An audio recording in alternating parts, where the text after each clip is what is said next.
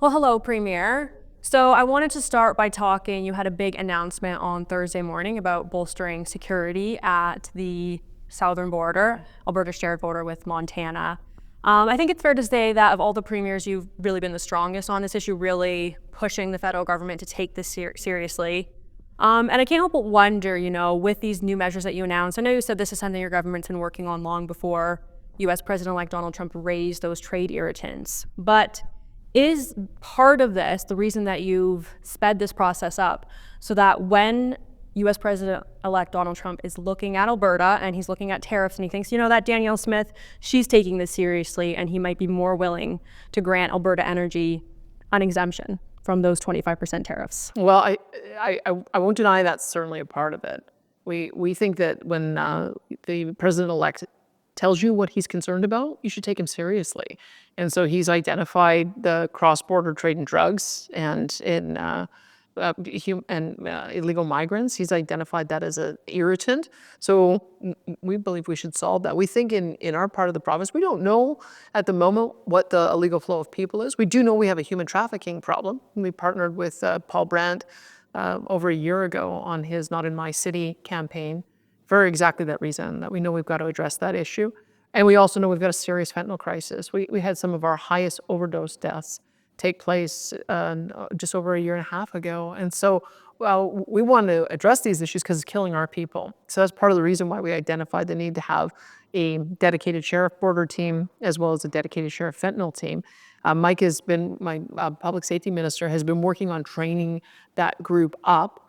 And we were going to go through a process to get the budget allocation and announce it in March.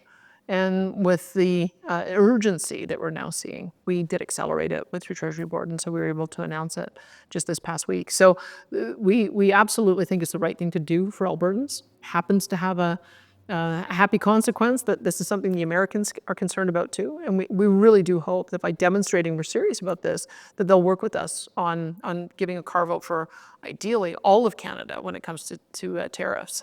I know you said that you're not sure exactly what the flow of illegal people over the border. Obviously, another big factor here is human trafficking. That movie, The Sound of Freedom, came out a while ago, and I remember seeing a lot of people on the left being like, the problem is not as bad as you think it is.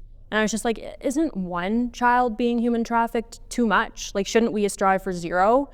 Does your government know what those numbers look like? Human trafficking across the Alberta-Montana border? I don't know, but I do want to know. I saw the movie as well. And when I talked to Paul Brandt, who just tells such a heartbreaking story about why he cares so much about this issue. He tells a story about Cambodia and the sex tourism that was happening with young children and how he just stepped in and said, you know what? I'm going to buy that hotel so that can't happen. And he saw that those kinds of actions are able to make a big difference.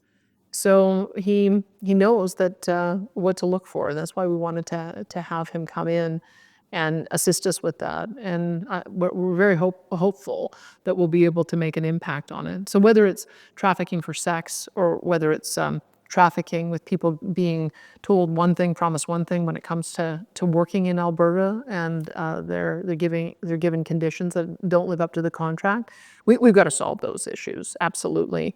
And I think it is the case that when you're dealing with the sexual exploitation of any individual, one is too many.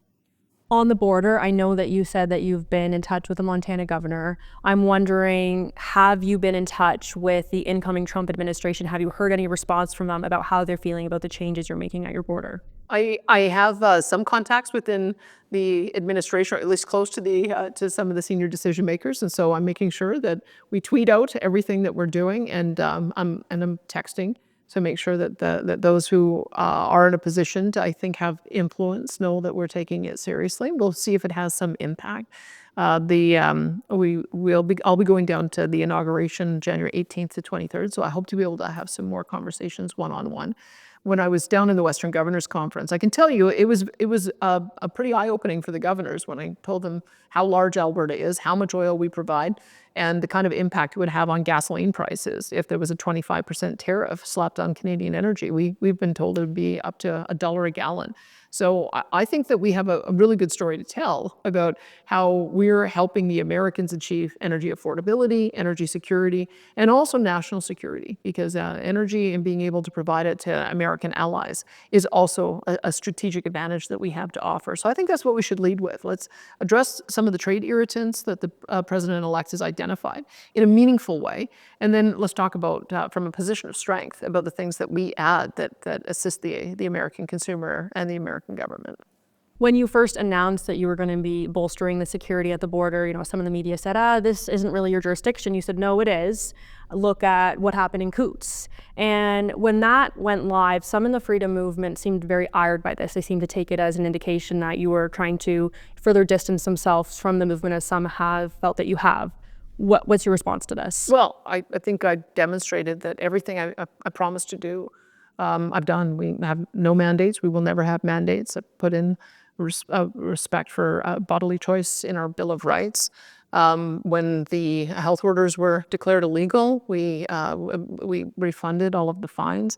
I've done as much as I can. There are some things, unfortunately, that I can't weigh in on once court process has started. That has to play itself out. But we have to take responsibility for how the contract services that we have in our province conduct themselves. The RCMP are on contract to us. The sheriffs are law enforcement. The police services get their power from the legislation that we pass. And so policing in this province is our jurisdiction. And so that's why I would say I hope that we can make amends for some of the ways in which policies were enacted wrongly in the past, and I think we have. But in going forward, people want us to address criminals. That's all, has always been what you want your law enforcement to focus on, is illegal guns, illegal drugs, human trafficking, organized crime, gangs. And that's what I think the appropriate use of the police power is. That's why we've also given direction to our RCMP that it's not our priority to confiscate guns from law-abiding gun owners. We've told our municipal police forces that if they want to participate in the federal gun grab, that they have to get permission from us, and we won't grant it. That's why we passed a Firearms Act, and why we have Terry Bryant, our firearms officer, taking control over firearms registration. So I hope people see that I take the policing power very seriously, but let's focus it on the things that we should be focusing it on, which are the real bad guys. On that gun grab issue, the Trudeau Liberals are now saying, hey, Canadians, we need your guns. We're going to be sending them to the Ukraine to help fight Putin. Everyone I've talked to has said this is the biggest joke. The guns that we have here in Canada are not going to be used in the Ukraine. They need to be standardized.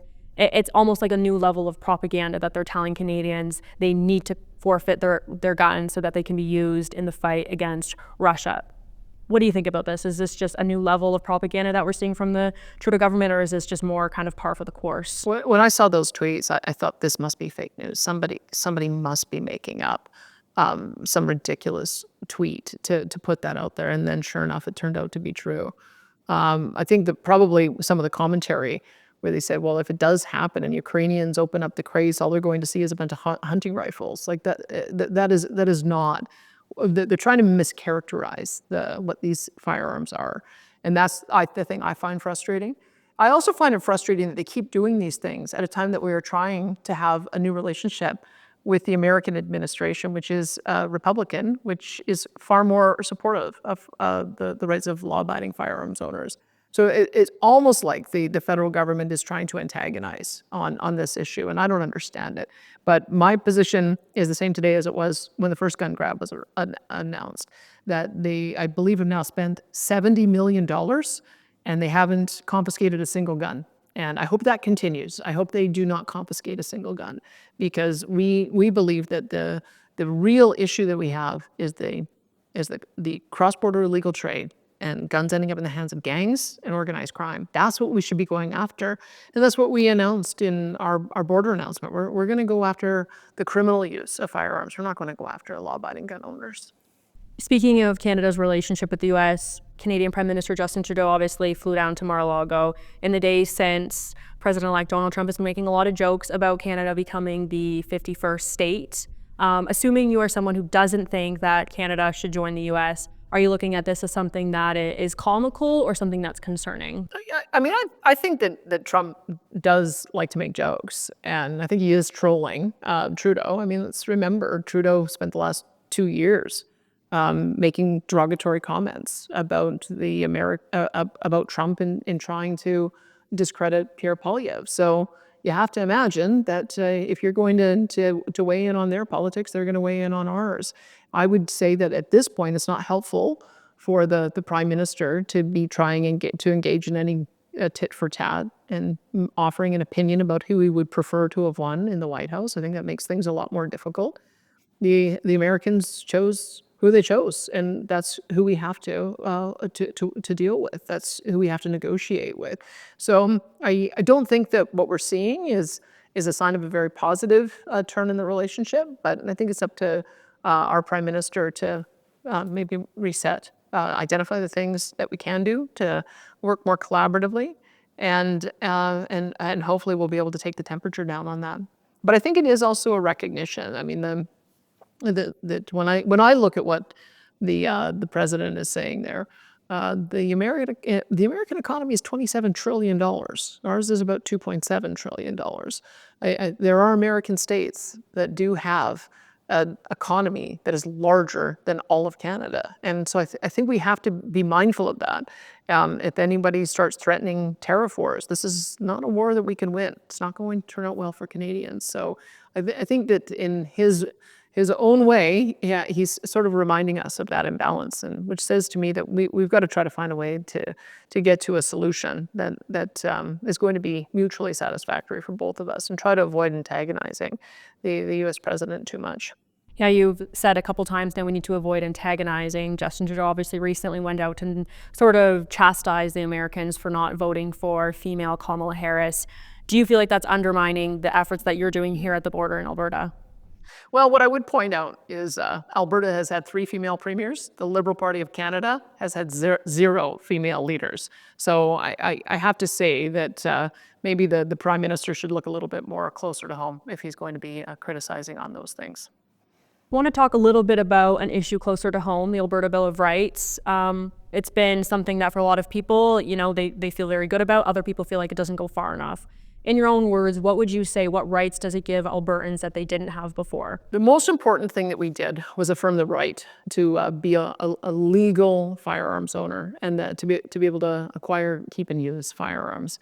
And we're hoping that gives a bit of a shield as the federal government tries to become more aggressive in confiscating firearms. I think it's worth a try because, quite frankly, if you're using guns for criminal use, that does seem to be in federal jurisdiction. If it's a piece of property and a tool, it seems to be that's up in our jurisdiction. So I'm willing to have that fight. The second one, I would say, is bodily autonomy, that if you're of sound mind, you have a right to accept or refuse any medical treatment that you want. And we can never go to a situation again where people are forced to take a vaccine that they don't want. So that would be the other one. And then the third one is one I've been wanting since I was a property rights advocate back in 1997, the guarantee of just compensation in the event that private property is taken for public use, which sometimes happens in the case of big land transfers that have to happen for developing LRT or developing road systems. We just need to make sure that right of fair compensation is underscored. And so those are the 3 main things that I wanted to make sure that we got out of the revisions that we made. Just quickly wanted to get your thoughts on the United Conservative Party leadership review. Obviously, you passed with 92% approval ratings. We're a few weeks out from that. The NDP are still trailing the UCP about 14 points. The leader, Naheed Nenshi, doesn't have a seat in the legislature. Maybe for you it feels like this is like the best moment right now because the party approves of you. The NDP are really not doing very well. What is guiding you right now when it seems like you're kind of on top? I would say that one of the things that I have wanted to do is to campaign on bold things, have bold ideas, and to act on them. I think a lot of Conservatives get frustrated because Conservative leaders campaign boldly and then govern timidly. And we're in a hurry. We got a lot of things that we need to fix. And so we wanted to make sure that we were making major progress on the things that we campaigned on, as well as things that have emerged along the way. And hope by delivering a government that identifies problems, solves them, that we do so competently and cost effectively, running balanced budgets and still able to care about the things that people care about from a service delivery point of view, but keep taxes low. We think that that's a recipe for re-election. So we're going to keep on doing what we're doing. And as for the guys on the other side, I guess they'll have to to make their own choices. We're pretty surprised that the leader of the NDP didn't want a seat in the legislature. I don't know if he's going to, now that the seat is open, now that Ms. Notley has retired. I'll be interested to see if he's interested in that seat. And if not, I guess we'll have to question whether he's serious about the job. And so we'll keep doing what we're doing, and it seems to be working. So I'm glad for that.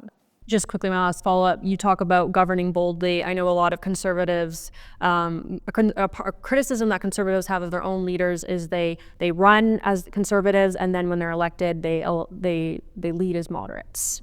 And you would reject, you're not going to be doing that. I would say that there's sort of two things that you have to make sure that you do when you get elected. One is you have to remember who brought you to the dance. And so the people who are involved in a political party who come to our conventions, I look at that as a pretty big focus group about the issues that really matter to conservative voters. And so when they pass policy, we've got to take it seriously, and we've got to implement as much of it as we can.